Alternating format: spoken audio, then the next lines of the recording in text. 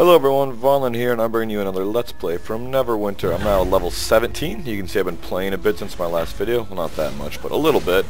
And I've now queued up for the first dungeon in the game, which is called Cloak Tower. And I've been running it for about 5 minutes, and I just started recording here. I queued for a random party. I don't know any of these players. I'm still playing my Control Wizard, level 17. We have an 18 Trickster Rogue, level 16 Trickster Rogue, 18 Great Guardian Fighter, and 19 Devoted Cleric. And right now we've just been clearing trash room by room through this this dungeon, if you will. Oh shit, I just rolled need on that one. Everyone else rolled greed. I'm a little upset by that, but no one's gonna say anything maybe. I can use it, so I don't know. I don't know what the etiquette in this game is on rolling, so I'm sure it's just like an inner game though. Greed if you don't need if you do, so. But yeah, so we've just been clearing rooms of trash so far. Nothing crazy has happened really, to be honest. But it's like I said, it's the first dungeon. You unlock it at level 16. I've experimented with, I've done a few of the PvP matches. They're pretty fun. I plan on making a video of that with some other friends, so it's not just me. There's some skirmishes that, I know I made a video of the skirmish you saw. There's another skirmish I've unlocked that I haven't done yet. Skirmishes are like mini dungeons slash encounters that you do in a group of 5, where this is actually like an actual dungeon crawl. You know, we've cleared through all this space and are moving forward this way. It's the first look at this type of content in the game. I'm really curious to see what the boss fights are in the first dungeon are like, and what the loot's like compared to the loot and the boss fights I've been doing in quests. I'm hoping it's challenging. We'll see. At least more challenging than any of the other content. Not because, just because I think it should be in a dungeon. We'll find out if that's true or not. The gold just flying ever. One thing that's quickly become annoying about this game, but isn't a big deal, is when you kill mobs, the gold just goes flying everywhere. You have to go around and pick it up, and it's even worse as a control wizard like I am, because I will push mobs around a lot with my spells.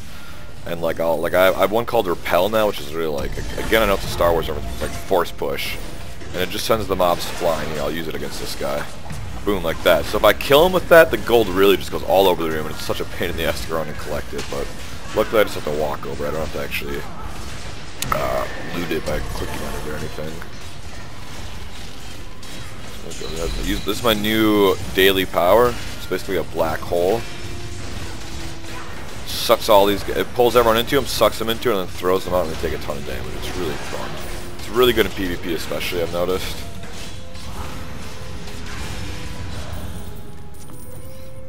As far as other updates on this game, I've gone through 2 quest zones now. I'm on my way to the 3rd one, but I'm doing some other content, like I said, like these dungeons and skirmishes and PvPs. When you queue for PvP, it levels you up to level 19 automatically. So you get the stats of being at level 19, but you don't get the ability points and abilities of being at 19. So I've kind of waited to do PvP until I'm like level 17 like now, and now I'm going to do it because I'll be as strong as I can for this level range, because I'll have as many abilities as possible. Compared to when I did them at level 13, you know, other players have a lot more abilities than me. Even though we're all the same level, we don't have the same abilities, so that's kind of my plan with that.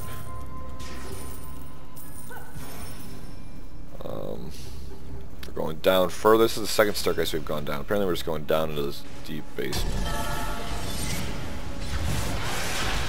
I haven't gotten too many new abilities. Like I said, the tab is the one that shoots skies for, and I'll do it again against this guy. Boom. I'm sure it's really annoying my party and all the melee people in it. Otherwise, I have all the same abilities. I have gotten a companion character since then. You see I've named it Jack Nolan up over there. That is a cleric that's actually looking right to the left of me, and you can see it on the camera right there. There she is. That is a NPC companion, which is off this tab here. And basically, you can pick to have a healer, tank, or DPS companion. So I picked the healer one. Ooh, we have our first boss fight here. Marked the Foul.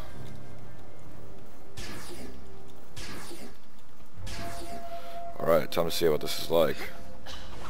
My teammates don't seem concerned. They're charging right in. I wonder if any of them have done this before. So far, it looks like this is not going to be hard whatsoever. Which is disappointing. Oh, hey, look at that. We have some ads at least. I want to burn the boss. Looking at how little health he has.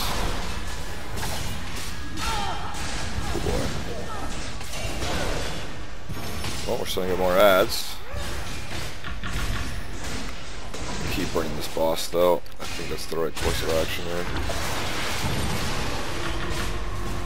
So, time to use my OP ability. Suck everyone into a vortex.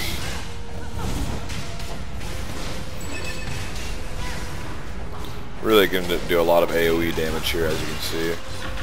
One thing I haven't showed in my other videos is there's feats. It's another point you get to spend, which is it's like a talent tree basically, like from other games. You choose to increase stats right here.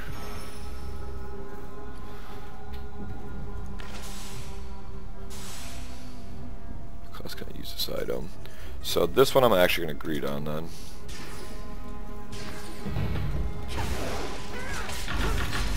So yeah, that was the first boss fight of a dungeon in the game. It wasn't too challenging. There was a lot of ads. Like I said, I really hope maybe the final boss fight will be harder. At least I hope so. That is the first blue item to drop. You know, I should have looked at that item, how good it was. It looks okay. Nothing crazy. You see that right there, that dog companion? That's another companion character that people can choose and get from the game. Like I said, I chose a cleric. You can choose either to have a cleric, a control wizard, a guardian, tank, or I think a dog. Those are like your 4 choices. And the dog's basically just a DPS one. I was very tempted to choose the dog just because it'd be a lot cooler to have a dog than a person following me around, but I really wanted the healer so I could stop using health pots between every single pull. I've noticed as playing the game as a control wizard, I'm really squishy, but I do a ton of damage, I have a ton of CC. So I actually can do pretty well solo, but if I run out of my CCs and they're on cooldown, I'll take a ton of damage against mobs that are my level. And like every 2 or 3 pulls when I'm out questing requires me to take a health pot, so I've been going through quite a few health pots. Luckily the game gives you a lot of health pots though. Like I said, I have 10 in my inventory right now. I had like 4 about 20 minutes ago, so or probably like half an hour ago, but a half an hour gaming gave me 7 health pots. So the game constantly supplies them with me and I constantly use them. Although I haven't had to since adding a cleric to my party. Look at this little, look at this cave we're in. What the hell? I'm gonna go ahead and use my vortex power again. I can't use it in the greed. Because that power is really good. Right now, I've chose that as my arcane mastery. How the control wizard works is you have 3 different. Right now I have 3 different encounter powers, and one of them I put in my tab slot, and it gets a bonus effect if I do that. So I've chosen to put that one in there. Oh, excuse me, that's not correct. That's my daily power. The arcane mastery, I choose between force push, the force choke ability. And so right now I have it on a force push, and what it does, as my arcane mastery, is it will hit multiple enemies instead of 1. I had that other ability of force chokes that grab someone and put them into the air. If I chose that as my arcane mastery, it would pull other mobs near them. So it's like, so basically what it does is it gives me 3 different spells, and I can choose one to specialize in, and it makes it AoE. So kind of a cool feature of the game, a little bit of customization. I do not want to fall off this. I have 3 so far.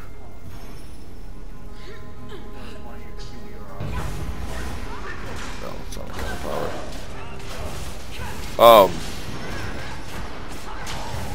The other thing I picked up since my other videos is I picked up craft professions, which is an interesting system. If anyone played Tor, it's very similar to that, and that you task NPCs to go do stuff for you over time.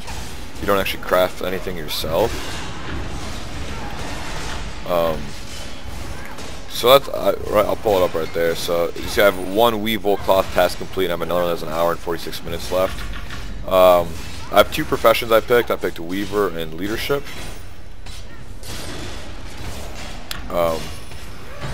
There's a lot of varying times that how long each mission will take. Like for instance, my Weaver, I can spend 10 minutes to just go collect some bolts of wool, or I can spend like 20 minutes or something, I don't know, crafting the wool into like boots. Whereas my Leadership one is like a hired mercenary that I go and send on various quests. Some of them take like 2 hours, some 4 hours, or some like 15 minutes. And I get experience towards my normal level, I get experience towards the profession, and I get random items or gold as well for completing them. As that they level up, I unlock more tasks that I can send them on, which is basically like recipes compared to other games. But I like because it's all overtime stuff. So like for instance, I'm going to collect this result real quick in between these polls. And I'm going to send him on a new task of collecting more wool samples. So I send my weaver on it, and I just hit start task, and then in 10 minutes he'll be done and I can collect more wool, so.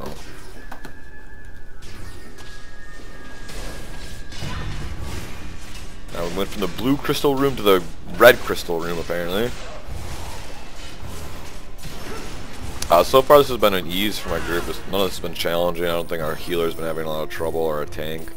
We seem to just be slicing and dicing through all these trash mobs like it's nobody's business. I mean, it is the first instance of the game, so it probably needs to be pretty easy, to be fair.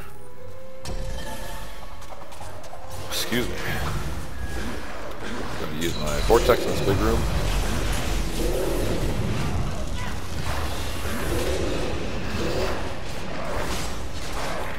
Oh, another thing that I've been doing.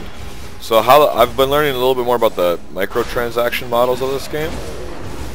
God dang, this guy just doesn't want to leave me alone.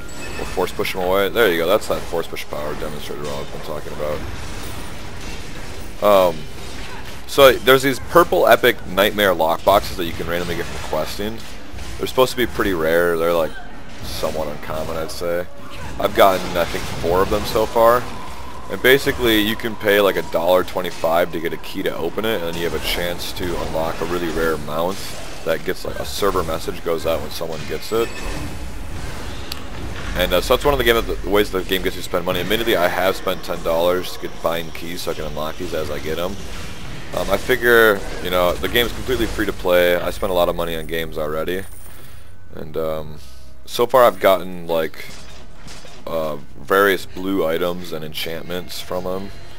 I also got, so another way the game, it's part of its pay-to-pay model, is there's these astral diamonds right here. You see I have 80,000 of them. And you can get rough diamonds by doing dailies and I think convert them into those diamonds, or you can pay to get those diamonds or something. Those diamonds are tied to the microtransactions, so I'm not for sure how it works. But anyways, I opened up 2 boxes that had 40,000 of those diamonds in it each, which is a pretty good open for those compared to what my other friends have been getting. Most of them haven't gotten any of those yet. One other friend got 1 of them, so I'm pretty happy to have gotten 2 of those.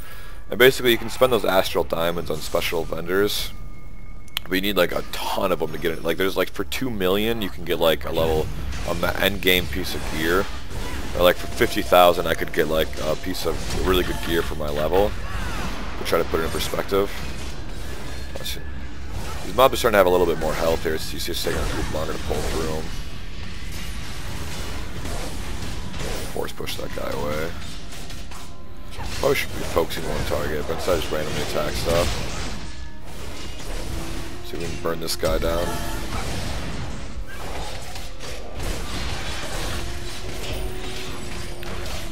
So, and you can also just, and so with this, the microtransaction, there's like something called the Zen store in the game.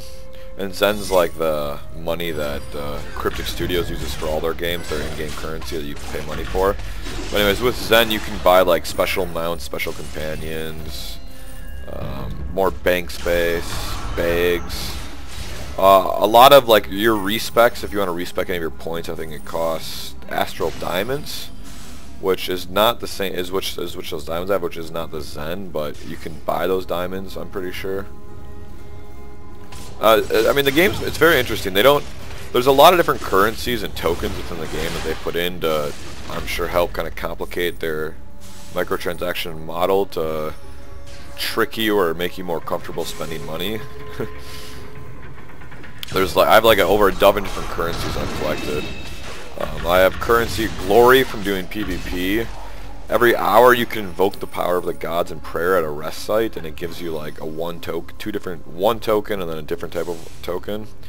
Like they're like deity tokens or something that you can spend at like a priest vendor. There's those diamonds I talked about, which come in 2 different forms. There's also these trade bars that we got from those I got from those lock boxes. There's around roughly 10 of those in each box, give or take some. So the game just throws tons of different types of currencies on you, which I'm sure is part of a very well thought out algorithm that they've designed to make you pour as much time as possible into the game farming different things to get the different stuff you want. You must gather your party before battling a boss. Oh, so apparently our last guy wasn't a boss. This is the real boss. We're activating the boss in 4, 3, 2. I'm excited. I'm excited. Uh-oh. Oh, someone left the circle. Everyone's got to stay in the circle for 5 seconds. Okay. Ooh, so this is the actual boss fight. Alright. Banshee Bloodscar. I think this is the final boss, it looks like, if I look at the map, just guessing. My group would stop running out of the circle, we could start this. Damn. Alright, let's see if we can figure out these mechanics. So far he's thrown on a 1 red circle and he's charged towards it, so he's some kind of charge attack. He's going to charge our healer, it looks like now. You can see all of ours have cleric companions. It's hilarious. We have like 5 NPCs healing us. There he's got a cleave attack, it looks like he just did.